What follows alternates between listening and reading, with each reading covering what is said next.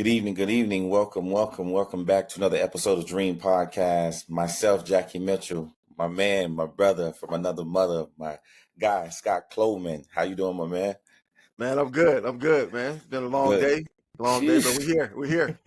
Absolutely, man. Well, I'm glad you're doing well. Folks, for those who are coming, joining us today, we have a special guest, Mr. Stylez White. Mr. Stylez White, how you doing today, sir? Well, how you doing? Good. He gave me the real former. Well, I appreciate it. So I appreciate it, man. But Mr. White, thank you for joining us today, man. As we spoke a little bit off camera, welcome to D.R.E.A.M Podcast.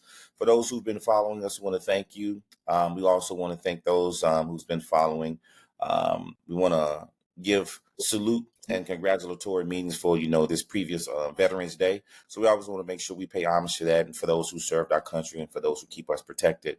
But as we know, D.R.E.A.M Podcast, we're up and running, man. We want to thank our fans. As Mr. Cloman, my co-host, made a great post yesterday, and we've surpassed 5,000 subscribers, man. So Wow. we're up, we're running, and we couldn't do it without you. So as anything, man, we want to thank everyone who's joining. We want to thank everyone who's plugging in. But the biggest thing is we can't do it without people like Mr. White. So in doing that, like I said, for D.R.E.A.M Podcast, we all know it's for discipline, respect, education, accountability, maturation, and success.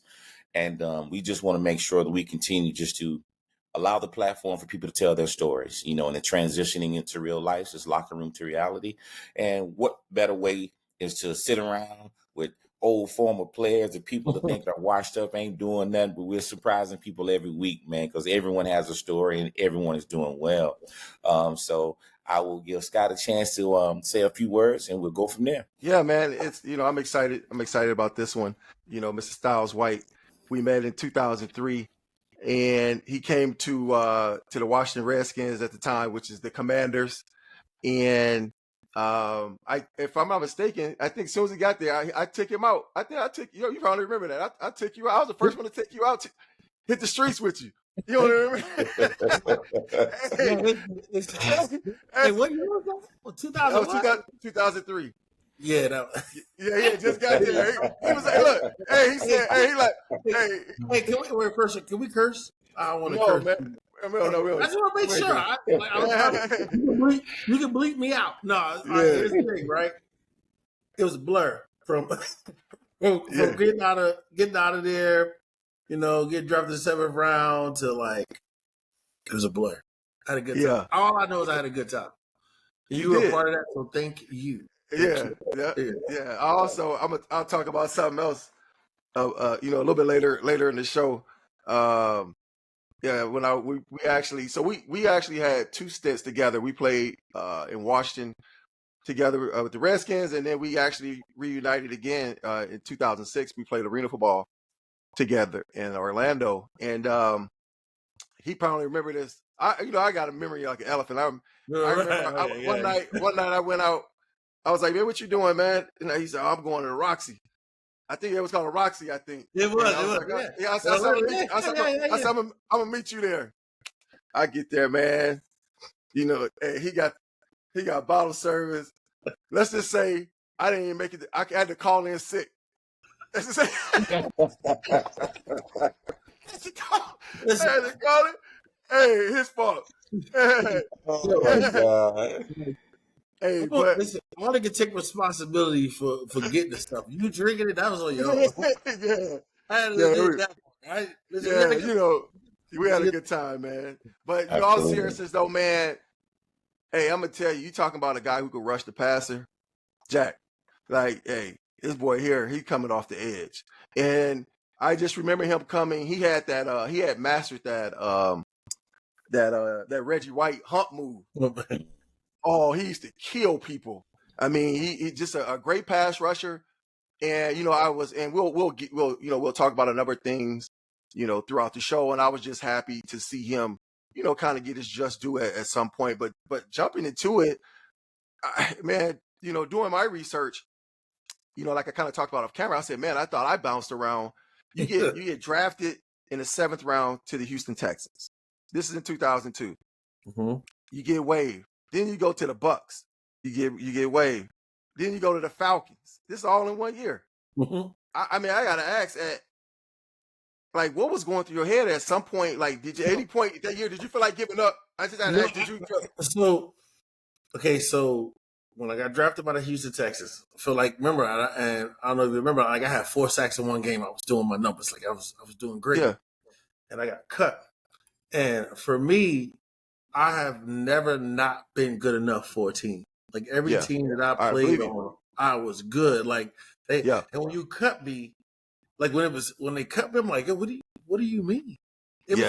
That when they cut me, that was devastating. I ain't talked to my mom. I wouldn't answer my phone. My mama called me. My father called me. I wouldn't answer. I had a little lady friend there, a little girl. I guess my girlfriend. When they cut me, I just left. I was devastated. I was like I said, I've never not been good enough for a team. So you can understand how much that humbled me. I was like, yo, and I just left, and it was hard. That part was hard. That was probably the hardest part.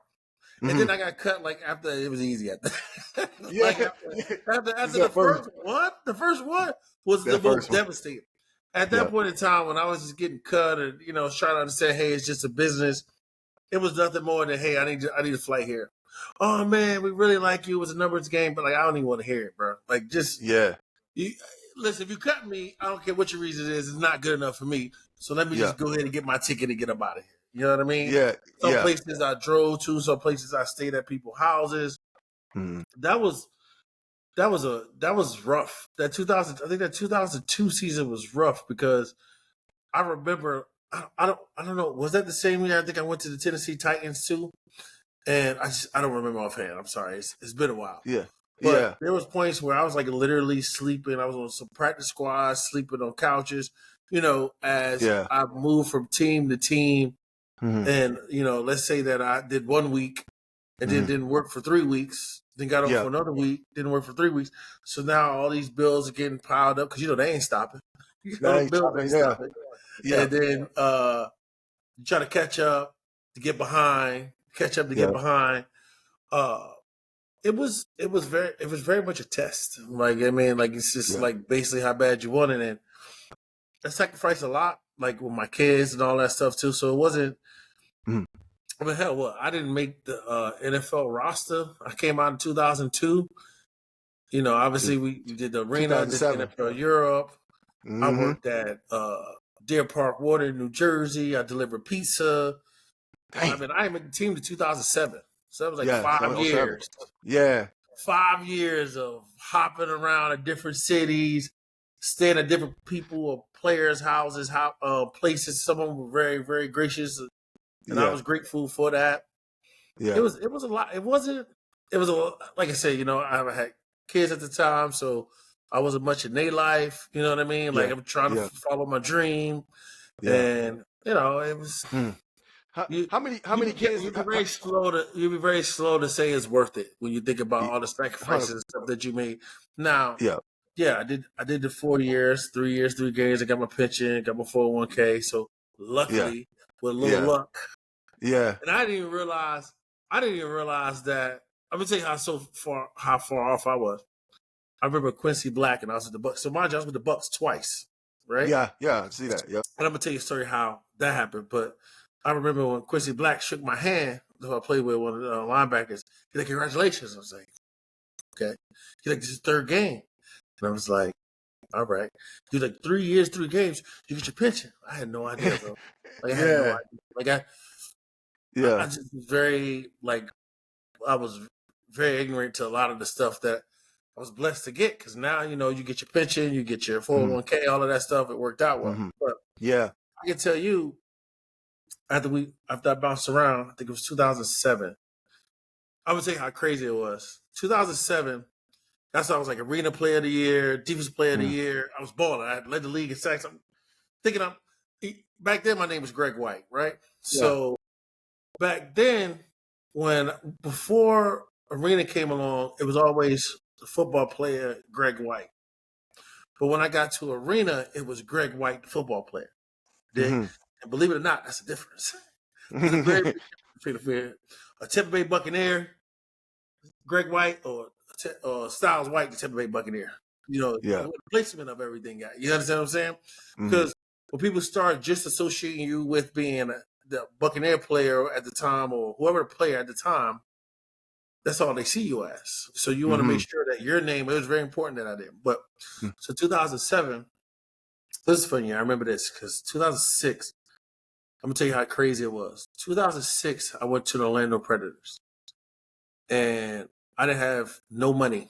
And I remember the first week, so they gave us a place to stay, but I didn't have money for sheets or blankets. So I slept in my coat the whole week. And then I was like, get it in advance. At the time, I'm trying to make the team. I was with you. I was there with you. Yeah, you know what I mean? So I'm like, I didn't have money for sheets and cover. I was in my blanket. I wasn't bitching and complaining. I just did what I did. Well, 2006 did well. 2007 came around. And I remember, it's like, hey, you should try for the NFL. I was like, I already did that. I don't want to do it again. It's like, wow. I was like, I'm making like $100,000 back then. You know what I mean? Like I'm a big man on campus. Greg White, the football player, not Orlando Predator, Greg White, Orlando Predator, right? You know what I mean? So I'm loving life. Everything's good. Had a good core around me. People, sport, dating going well. You feel me? Mm-hmm. And they was like, well, why don't you try out for the Bucks? I was like, nah. And they was like, what you mean, no? Like, I already did it. And they was like, well, why wouldn't you do it now? I was like, because I always, now mind you, like you said, I've been through several different teams, right? Yeah. So I'm like, because I don't want to be a camp body anymore. I know I have talent. Yeah. You feel me? Like, if you're just going to put me as a camp body because of this, because of that, like, I don't want to be a part of it. I'd rather stay here where I'm celebrated and appreciated in AFL. You feel me? Yeah. So I remember I was dead set on it. I was like, I ain't going to the league. I'm telling people I don't want to go to the league. Oh, you got an opportunity. Bro, I remember, I swear to God, I want to say, I know for a fact, I talked to Monty Kiffin, rest in peace. He just passed away this year. Talked to Monty, and he go, Coach Kiff. And I think I talked to Gruden, but I definitely remember talking to Monty Kiffin, Coach Kiff. And I was like, hey, Coach, I just don't want to come here and be a camp body. I was like, I really want. I said, I don't want to make the team. I just want an opportunity to make the team. I feel like you give me an opportunity, I'll make the team. You know what I mean? Yeah. He's like, no. He's like, well, I promise you that, that you will have an opportunity to make this team. But I still was on the fence until my agent called me. He said, he was like, so what we doing? I was like, I'm staying. Like, I don't think I really want to go. He goes, here's the thing though. He goes, if you don't go, then you will probably ask yourself for the rest of your life, how would it went if you did, right? And I was like, he's like, at least you go, He's like, but if you don't go, you'll never know. Yeah. And I was like, damn. Whatever that was, that shit simmered in my soul. Sorry. That stuff. That's all right, boss. Yeah, bleep me out, baby. That it simmered in my spirit. And I was like, I'll do it. Now, you don't want to know the wild part about this whole situation is that following year, Arena League folded. Mm-hmm. Yeah. I was like, so did. I ended up making a Bucks team. Yeah. And that year, thinking I'm going to stay there, I think it was 2007, 2008. The team folded. The Arena League folded. Not just the team, the Arena folded. And I was like, damn. Could you imagine if my agent didn't say what he said and I didn't take heed? Yeah. I don't know where I'd be at right now. Yeah. And the case part is I would have never known. Yeah. I guess that kind of carried off with me throughout my years of just trying things because you just never know. Yeah. I know, like what they say, Mike Jordan said you'll miss 100% of your shots you never took, right? You know how it goes? Yeah. So I'm like, well, let me try this. Let me try that. People are like, yo, why are you going from job to job? Why are you doing blah, blah, blah? Like, look, here's the thing. I think people don't understand. Like, I've had like several different jobs. I've been managers at Lowe's. I've been manager at Wawa. I don't know if you're familiar with Wawa up there or whatnot, but Lowe's, Wawa, Buckle Clothes. I've been managers. I've been doing manager experience and stuff. And I did some side stuff. I done construction. I was part of a union. People were like, yo, why you got so many jobs? Like, what's your deal? Why can't you just sit? And I was like, well, here's the thing. And I think a lot of people don't understand is that I had a dream. You know, I don't want no copyright infringement, Martin Luther King, but I had a dream, right? So I followed my dream. I wanted to play in the NFL. I did that. That was my dream as a child throughout my life, to play in the NFL.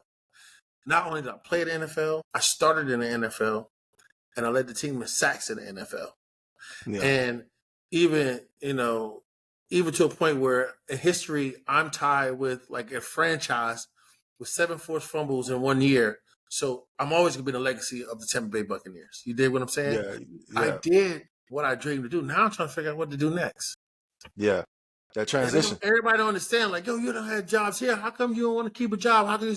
Bro, I don't know what I want to do now. I did what I needed to do. It took me for 2007 to get on the team since I started high school in 94. Mm-hmm. Right? I know I look young, but it was 94. It's like, it was, yeah. You know what I mean? So now I'm sitting here. I've been in the hotel industry. I've been in the service industry. I've done nightclubs, gentlemen's clubs. I've managed it. I never danced. Yeah. So, I managed. You should have danced. You should have danced. As athletic as you are. But I done done some of everything. Nightclub. I done done some of everything. And I'm just trying to figure out what makes the most sense to me. Yeah. And people just don't understand. Like, yo, I did what I want to do. Unfortunately, what I want to do all my life, the dream that I want to live, and I did it at a pretty decent, mid to high level. Right? Yeah. Give or take, depends on who you ask. I did what I wanted to do. So now I'm still trying to figure out. That's been the biggest struggle. Yeah. Luckily for me, I never had I'm a football player. Like I never ran around like I'm a football player. I was. I'm like, I'm me, Stylez. At the time, I changed my name in 2008, I think it was. Changed to Stylez G White. Estilo Blanco if you're nasty. And what I'm thinking is like how things went with trying to figure out what's my next step, what's my next career. Because I didn't go into broadcasting. Ignorance is bliss, right? You don't know how to get a certain thing unless somebody put you on. Mm-hmm. Yep. So, you know what I mean? Like if somebody put me on, might have been into broadcasting. I don't know, but never happened. So I'm just trying to figure out my way. 45 years old, because I started late, right? Yeah. So I've been to 27 years old. Yeah. So I did the arena, played well there. Did the NFL Europe and Germany, played well there. So now it's just figuring it out what I want to do, what I want to stick with. It's a lot harder than a lot of people think. Oh, I know that transition. But we gonna check this out. What we gonna do, Jackie and I, we're gonna bounce back and forth. Okay. We got a list of questions. Oh, you got questions, my bad. All right, go ahead. We come prepared. Can I plead the fifth on any of them? Whatever you don't want to answer, brother, you don't have to answer. I think you'll be okay though. I'm gonna turn it over to Jackie. Because Jackie he gonna start it off for us, and then we're gonna get this thing going back and forth. Yeah, man, Stylez. So, man, thank you for sharing, man. I want to say in the beginning, that I applaud you. For your tenacity. I applaud you, man, because you could have easily gave up. That's 5 years of trying to get to the pinnacle, and just to the consistency and the persistence, man. So congratulations, and on the journey.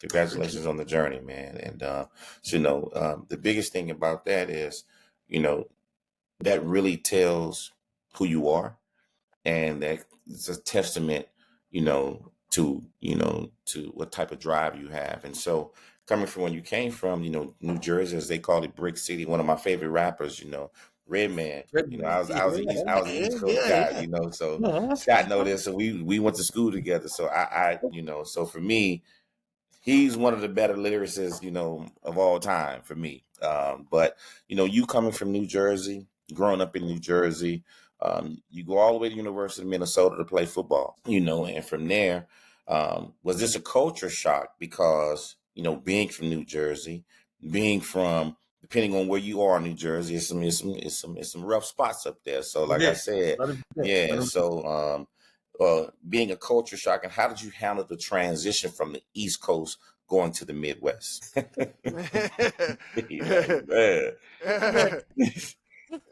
You understand? You understand? I ain't say nothing. Y'all understand? I understand. You see that? You see the brother thing, the brotherhood that just went on. You get it? I No, got it. To people who don't get it, you said it was a culture shock. It was going from like being around. I mean, honestly, being from the hood, all black people to mostly white people, and figuring out the vernacular, how people talk, and what they do in the Midwest, and it was definitely something that I'm from Jersey, so I always was labeled as aggressive, like how I tell like, yo, so it'd be like if we hanging out, so I'm like, yo, what we doing? Like you're like, I just want to know what we're doing. Well, why you like that? Like, I'm just asking a question, fam. Like, yo, chill out. You know what I mean? So when you talking, like again, you talk Jersey like that, and then you go to Minnesota, you talk to people like that. Even the black people when they from Minnesota, you talk to them. Whoa, listen, I come in peace. I'm just trying to figure out what we trying to do here. You know what I mean? So it was some adjusting. It was a great experience, and one of the experiences that I remember is when I was taking my trip. So I went to Rutgers. I was supposed to go to Rutgers, but Rutgers was disrespectful about how they approached the situation, and they told me I wasn't a man because I wasn't transparent, meaning that I didn't come out and tell them that I was going to Minnesota for an official visit. They asked me, so I told them. One of the kids was talking about he's going to Clemson, yada yada. I was like, oh yeah, I'm going to Minnesota. And they took me into a room and grilled me and said I wasn't man. I was like, man, I'm good. But when I flew out there, excuse me, what is that? What is that thing you shake up? The globe, the gnome, the globe, what's that? Yeah. You know what I'm talking about, right? It's like a snow globe. Snow globe. So you remember how you shake up snow globe and the snow is coming down like on the houses? It looks real cool, like real fake, but it was dope. That's how I was when I was flying in. Like, the city of Minneapolis, and the snow was coming down, big snow. I was like, oh, that's beautiful. Like, you only see that in the globe. You know what I mean? Yeah, I never been in the air. Now, I was going back to Jersey, and, I saw it in New York. I was like, oh, this is dope. But I never seen it because I only saw it going there because I never been outside of Jersey, outside of the So, like I said, it was an adjustment. It was a really good experience. Yeah. To answer your question. Long way to answer your question. Yeah. That's I mean, it was funny is what you're saying, because that's the first thing when you came to DC. That's the first thing you asked me. Yo, what we doing tonight? Where we going? Right. I'm ready. I was like, all right. I said, here's the difference between younger me then and now is that, like, back then I wanted to go to like clubs, right? Yeah. Different types of clubs. Now I just want to go to a cigar lounge. Like I'll go to a city. I'm like, yo, what's the dopest cigar lounge to go to? Let me hang out there, smoke cigars, because that's what I do now. Now you talking Jackie. You talking Jackie language now. That's what you do. Yeah. You know what I mean? So, absolutely. What you got for me? Bring this thing on. But look, the cool thing is, like, we both got a chance to experience NFL Europe. So I know what that's all about. I was in Dusseldorf. I know you went to Cologne. Yeah. So talk a little bit about your experience there. I know for me, it really opened my eyes up to a different world. Talk about your experience in NFL Europe. I know you kind of touched on arena football and touch on that as well. But yeah, I want to hear about your NFL Europe experience and as well as your arena football experience. All right, so I'm gonna tell you something that's embarrassing, right? So, I'm from the hood, whatever, and I'm going to NFL Europe. So I'm like bragging to people, like, yeah, I'm going to NFL Europe. And they're like, well, where you going to Europe? And I was like, North. Like, I had no idea. No. I don't know Germany. North. Amsterdam. I had no idea what was going on, baby. I'm bragging this stuff, and they just like, we're Europe. Like, you know what I mean? Like, my bad. So that humbled me.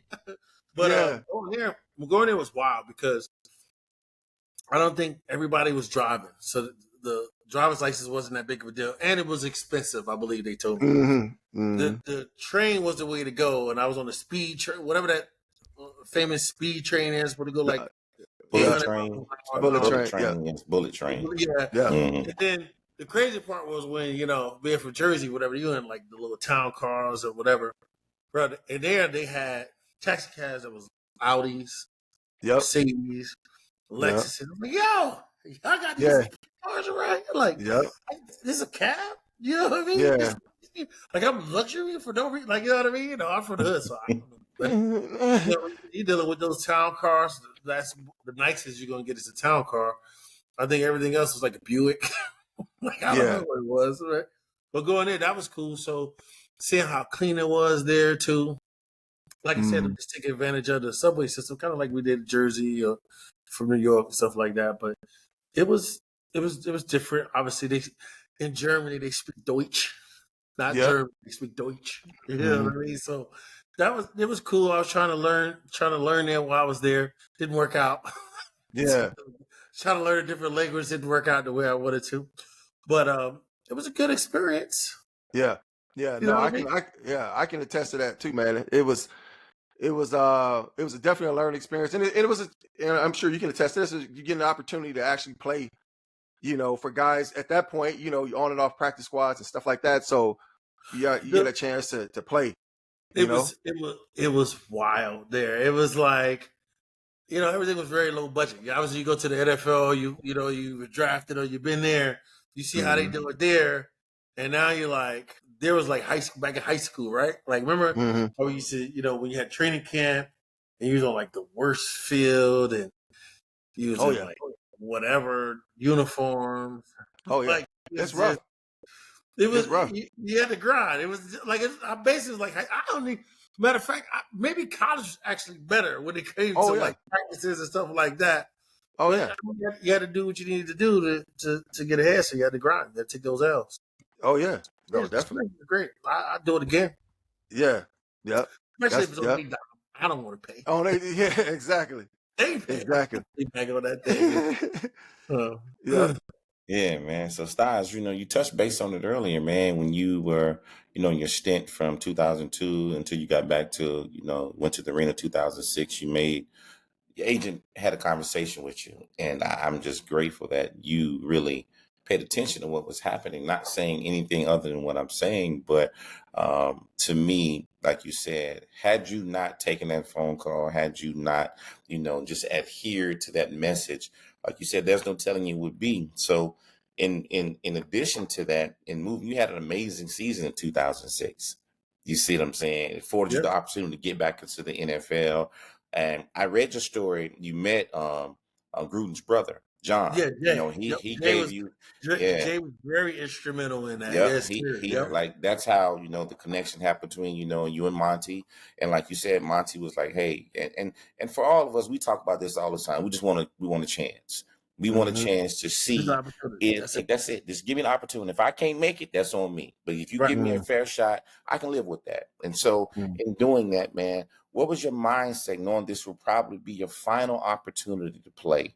Going back to the NFL and then just like, hey, this may be it. So what was that mindset getting back to that NFL?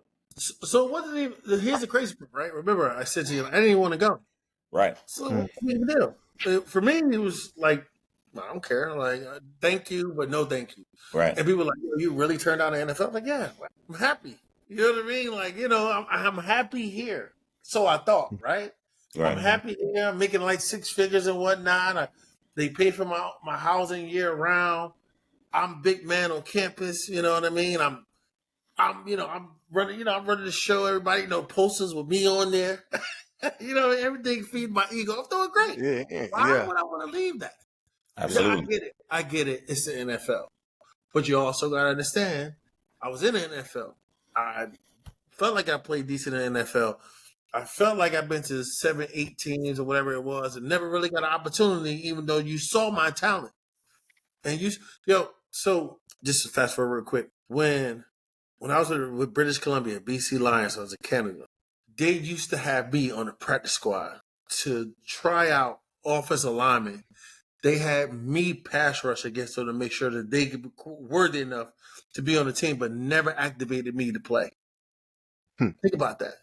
That's crazy. I'm dead ass, swear to God. Like, these experiences is like, I get these type of experiences. I'd rather not, but I'm telling you, like, they'd bring people in and have me pass rush against them, but they'd never activate me. And stuff like that. You understand where I'm coming from? So when you're sitting there, I'm like, okay, well, I played in the NFL, and I had like 6 teams.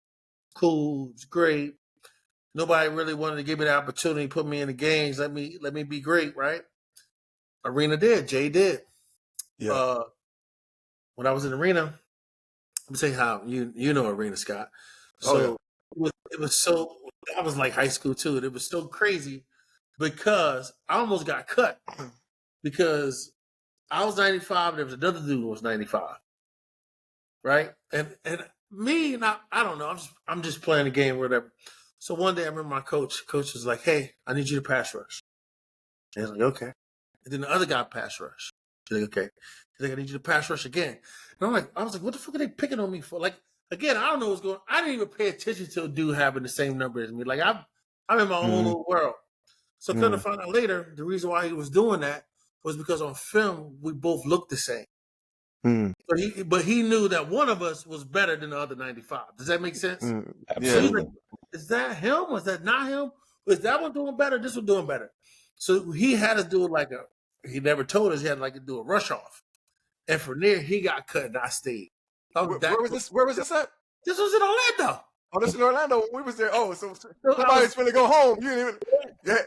Hey, they had you up. They was like this. You didn't even know. No idea what's going on. I'm only my dumb. I'm just pass rush. Yeah. Whole time they like, yo, right? You said I'm staring down the barrel. Didn't even know it.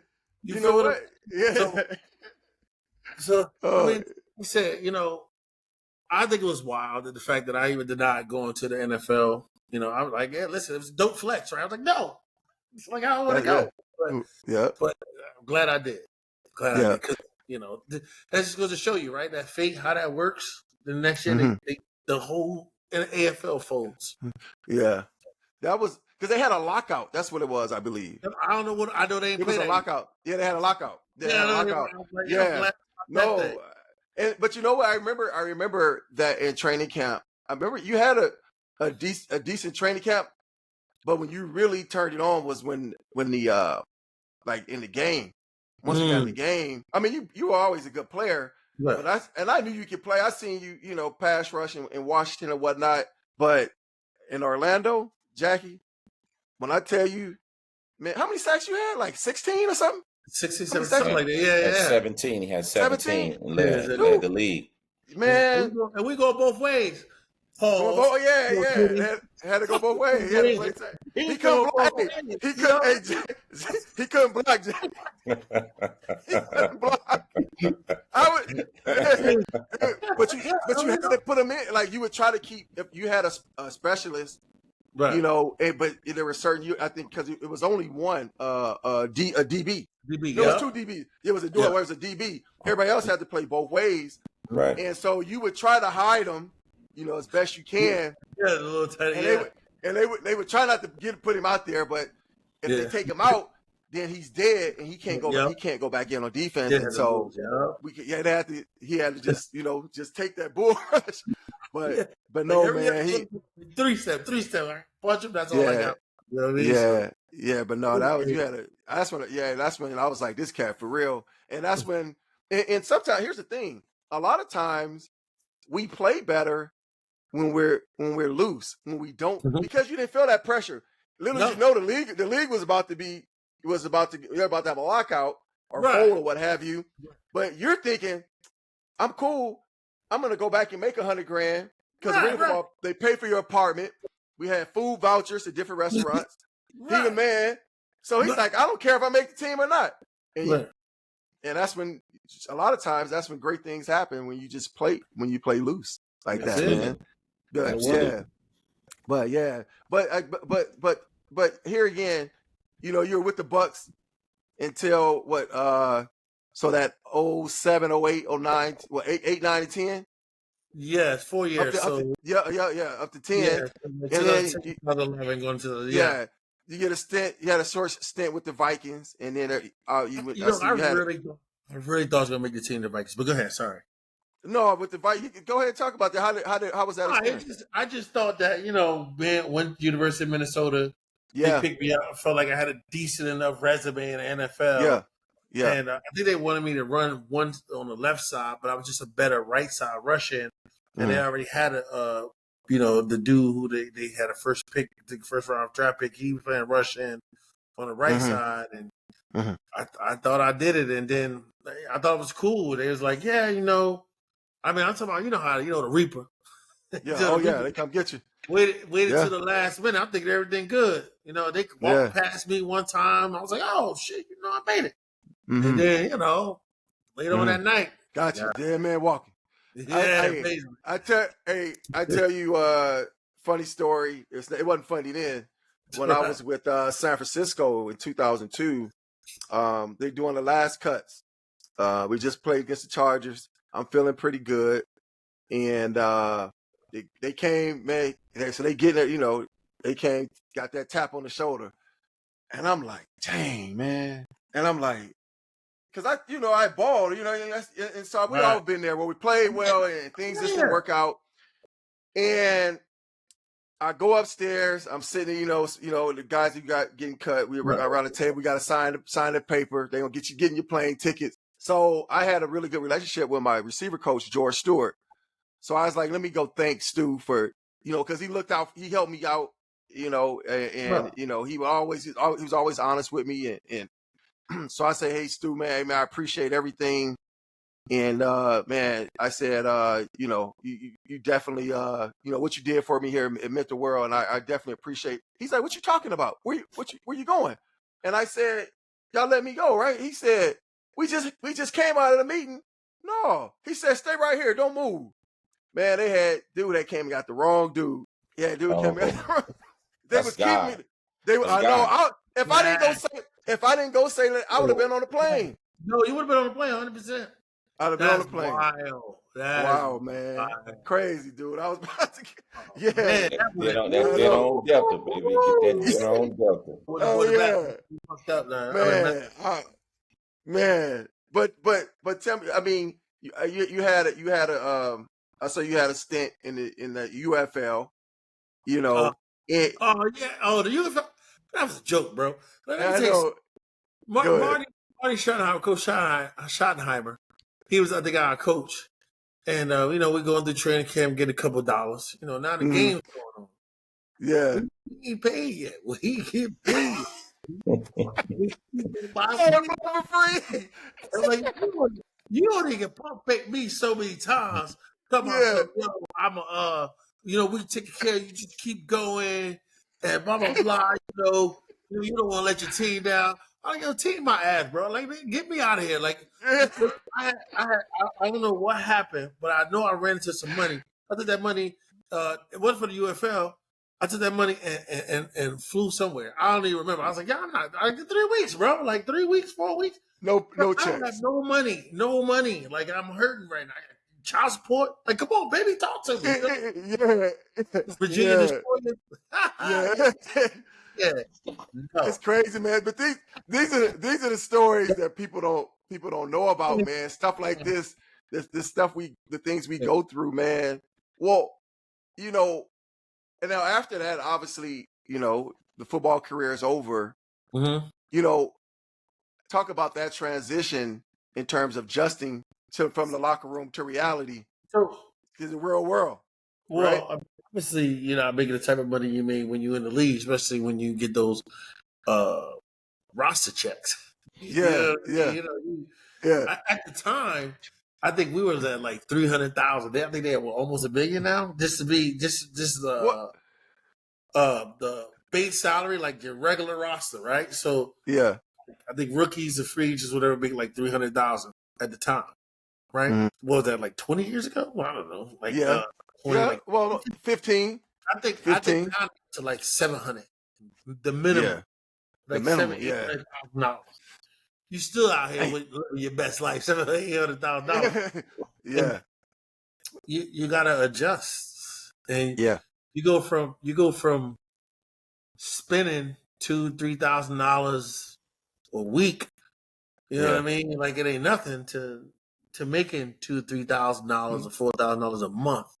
Yeah. You know, that's a whole different ball game. Yeah. You gotta adjust. You done created spending habits. Yeah. You emotionally evolved to these spending habits. Mm-hmm. And you just cut off. Yeah. You know what I mean? So, you know, you had to navigate through that. and figure out how it's going to work out for you. To this day, I'm still trying to figure out how to, when I get we all are. I'm like, yeah, we all are. We get a little money. Hey, you know, you're used to it. No. you don't need that if you get more money. yeah. I don't really need this watch. Yeah. But, I came out. Let me go ahead and get this watch. You know what I mean? Like it's and then living that lifestyle, right? You don't want nobody to know that you quote unquote broke, that you're not making that type of money you was making before. It ain't no thing for you to go cop this or that. And, trying to keep up with the Joneses, you mentally psych yourself out. I think that's why a lot of the guys they lose it sometimes. They lose touch of reality, or they can't hack the fact that they went from making so much money to not any that much money anymore. And, it ain't a lot of us like, Rondé Barber's, Derek Brooks or Peyton Manning's or 20-year guys. It's not a lot of those guys. All of us like us, right? Like y'all made money for 3-4 years. It's a wrap. I thought I was going to do one more year. I had the plan to do one more year. And I really thought that I was like, this is it. I got the whole game plan. I never made it. Yeah. So just coming down from that high, figuring out how to navigate through emotionally, financially. It's tough. Like one of our guests came on. He said a high paying temp job. We talked about that. That's one of the most powerful statements. Yeah, it is. Yeah, I never looked at it like a high paying temp job. That's what it is. And we living in a fantasy. I tell people, we living in a fantasy world like Disneyland. Yeah. And it's over. And then it's over. You gotta grow up. And then it's over, man. It's nice to look at gas prices and buying what you want. And not, that is what it is. Absolutely. Now for you, Stylez, the one thing that I appreciate is the candor, man, because for your journey, most people would be sour. You see what I'm saying? Most people like, man, they cheated me, man. I didn't do this, I didn't get this. But, that's a great segue, to the next question. Is like for your journey, for you not losing sight of what you really, and like you said, my childhood dream was to play in the NFL. So where you come from then and where you are now, what lessons were you able to take upon that you apply in your everyday life right now? I think especially even right now, I even say I'm grateful. I'm grateful for all the experiences that I had, bad and good, because I've learned something. I've grown for something. You know what I mean? I got better for something. Like just sometimes, like we just talked about, opportunities, right? Some people don't take advantage of the opportunities. Some people squander the opportunities away. They don't understand how grateful they are when they get these opportunities. They don't come around a lot, and you got to figure out at what point you're going to take stuff serious or the opportunity serious enough, or be prepared for that opportunity. Some people aren't prepared for the opportunity. You get what I'm saying? So, like, I don't know if I answered your question, but it's whether you're religious or not, just being grateful that you were able to have the opportunity to do any of this. Wake up the next day, breathe in, have opportunity to go out, have a car, money to put gas in the car. You know what I mean? Yeah. Like, think about Simple that, things. right? Simple things. You know what I mean? Like, the health to do it. So, I think that's how I try to live my life to an extent. I still YOLO every now and then, but That's what keeps the spunk in you, man. That's what keeps the spunk in you. Yeah. You gotta be grateful. I believe. Yeah. No, definitely, man. You're right, man. It's what you did, what you accomplished is the 1%, or probably less. Absolutely. Because actually, probably less, because you started. Think about that. You started in the NFL. You went from being. Just think about this though. You went from being cut 3-4 times in a season, used as a pass rush dummy in the CFL, which I know these cats couldn't see you because I seen you play, to going to being a superstar for the Orlando Predators, That was an amazing time. I love that year. Actually, that was a good time. It was a good time. We had a good time. Well, we played. Hey, Jack, the Arena Bowl. We played in Vegas too. So we was getting that per diem money for a week. Hey, Jack, boy, we was. Hey, y'all to get me to sleep. Y'all to get me to sleep. I don't want to get off track. But I'm not the type of guy that partakes in gentlemen's clubs. But I tell you, I remember going with a couple of teammates. Actually, Lynn J. Shell, rest in peace. Yeah. Him, DeAndrew. Yeah. Fast receiver, yep. and Dudley. They taught we go, and man, and I was like, how much? The dances was $40. I was like, $40? Man, that's crazy, because I'm not used to, partaking in these type of activities. But man, they had a young lady in there, so beautiful. I looked at her. Sunshine. I got a girl who's so good. Throw it in the air, call it sunshine. Oh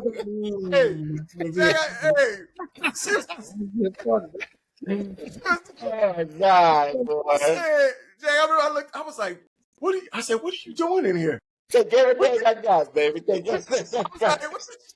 This is crazy. I was like, what you doing in here? I've been there. I was about to try to turn. I know. I was about to try to turn her. Oh, what? To a housewife. I had to step up out of it. Get up out of here, man. But we had a good time. Man. But like I said, man, and you go from that to being an NFL starter, leading the team in sacks. You see what I'm saying? So we got to give you your flowers for your perseverance. Absolutely, man. That's you know what I mean. You not many people could have weathered that storm. It's a 5-year hiatus, man. 3-year, 5-year hiatus to get back to something that you've always wanted to do. Man, you less than 1% if you ask me. Oh yeah, definitely. Yeah. But just my final question before we wrap it up, man. If you can go back right now, you have a conversation with 22-year-old Stylez G. White. At the time was Greg White. So Stylez had a conversation with Greg White. What does that look like, and what advice would you give him? It's hard. And I tell you why it's hard. Because if these chain of events didn't happen, then I wouldn't be who I am today or where I'm at today. Right? So it's kind of hard for me to sit here and say, well, don't do this. Now, honestly, I can tell you, like, I probably would buy some land. Like if I had to do it all over again, I would buy acres. Go get you some acres, bro. Like get you some acres somewhere to where you think that, because, in the league, when you get your financial advisors, they not telling you to get land. They're not going to tell you to do, because they don't make them no money. See where I'm coming from? So they're not going to tell you to do stuff that's not going to make them any money. And I guess that was the only. Everything else, you gotta experience. You gotta be where you at right now. I mean, I guess is that what destiny? I guess is what they call it and whatnot. But you have to figure it out. And I think the only thing that I would have said to myself was buy some land. Yeah, because it was a game changer. You know what I mean? At the end of the day, I'm still here. I'm still somewhat fit, decent looking. You know what I mean? Like I'm still all right. But I mean, I think at the end of the day, it just would have been, because I don't think I wanted to change anything. I would say this, regrettably, like, as far as being in my kids' life, that took a toll, right? So, and I kind of regrettably, made those decisions, but they say life will be born without regrets. So, you know what I mean? Like, you're still trying to build with your kids and whatnot, but maybe that part. But again, I think I'm right where I was supposed to be. Because you had a couple, when you were in Orlando, you had two kids at that point? Yeah, at the time in Orlando, I think I had two. Yeah, I had two. My son and my daughter. They're 18 and 20. I remember. I remember they were beautiful. Yeah. How was that relationship now? It's not nearly where I wanted to be. My youngest is fairly decent. We talk, but it's not where I would like it to be.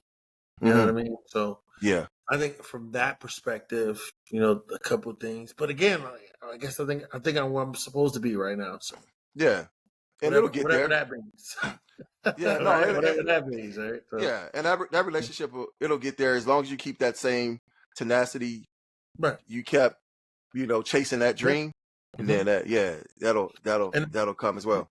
One of the things that I've learned, like moving in this process, is the things you can control, you worry about, and the things you can't. Like people you can't. So sometimes you gotta understand, like my door is always open. Like I let you in as much as you want to be here, but you can't control what people feel or how they feel. So you gotta worry about what you can. Cause that'll hurt you. Worry about things you can't control. That's a whole.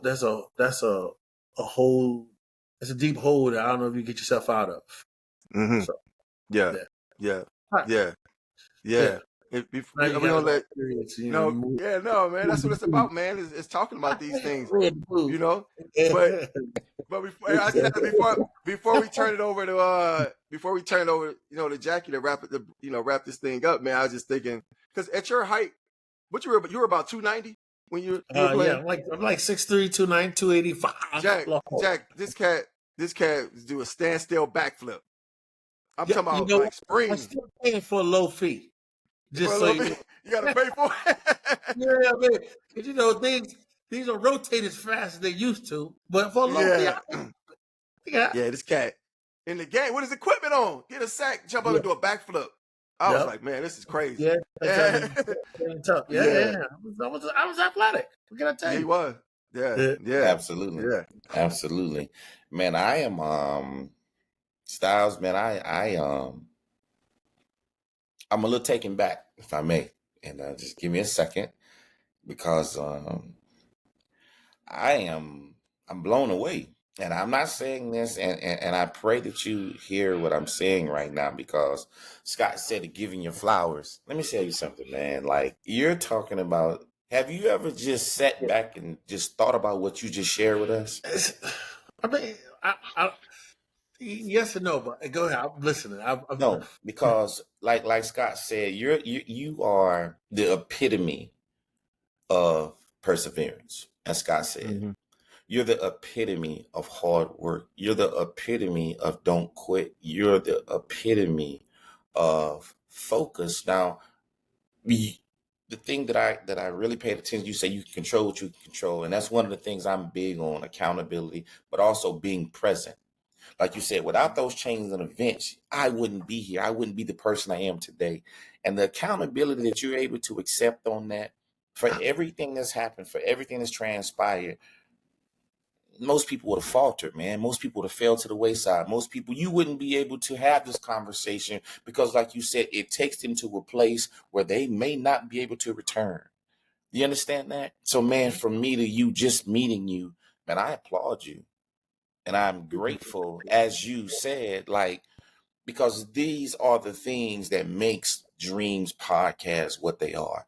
These are the stories that people want to hear. These are the life transition. These are the rotation. These are the wins, the losses, the highs, the lows that people grab to because you just like me.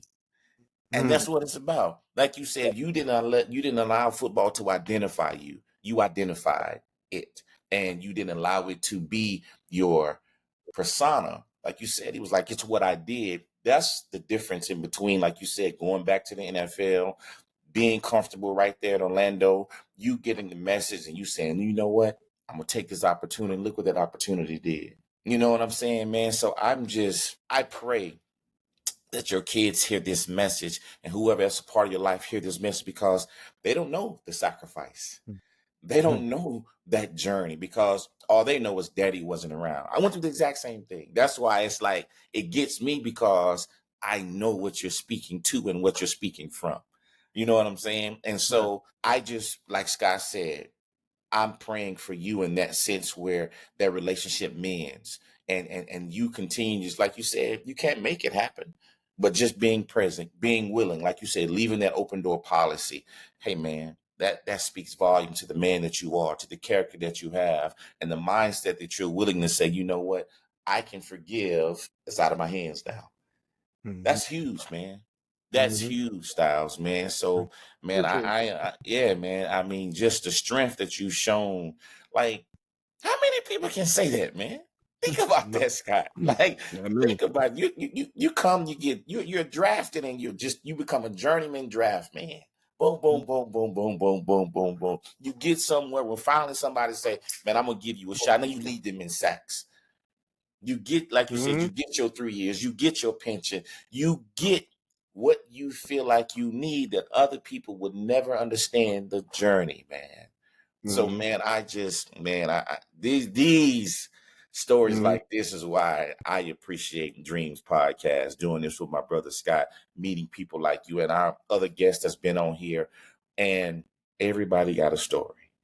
Yeah. And I thank you for sharing your story, man. I thank you for sharing your story, man. And I can go on and on, but that's powerful, brother. It's powerful, man. So Scott, I know you're gonna say something, so I keep talking, but I'm gonna let you have it. Yeah, we'll wrap it up. We're gonna wrap it up, man. Hey Stylez, where can they find you on social media? Oh man, I think it's just THEE Stylez G. D Stylez G, THEE Stylez G, right? STYLEZ G, right? Z not S. You find me there. I think I'm on TikTok. I think it's on the Stylez. Yeah, you tell me on the TikTok. Are you on Instagram as well? I'm on Instagram. That's my Instagram. And I think my TikTok is just out. I just got on that thing because I was trying to do we didn't get into like, doing my CDL. I might do a journeyman thing with that. You know what I mean? Yeah. But, I'm trying to make stuff happen. But well, you'll make that happen, man. And we wish you luck with getting your CDLs. And just want to thank you for taking the time, because I always say time is that's the greatest commodity in the world, because it's something that you can't get back. And for you to share your time with us, we're greatly appreciated. And thank you. Thank y'all for having me. Thank y'all for having me, man. I appreciate y'all patience on this. Thank you very much. Man. Thank you. No, man. So, man, that's a wrap on this episode, man. It was a great one, like I knew it would. And like, you guys have a good night. Hey, man. Appreciate it, Stylez. Peace, Scott. Stylez D.R.E.A.M.S Podcast. Hey, man.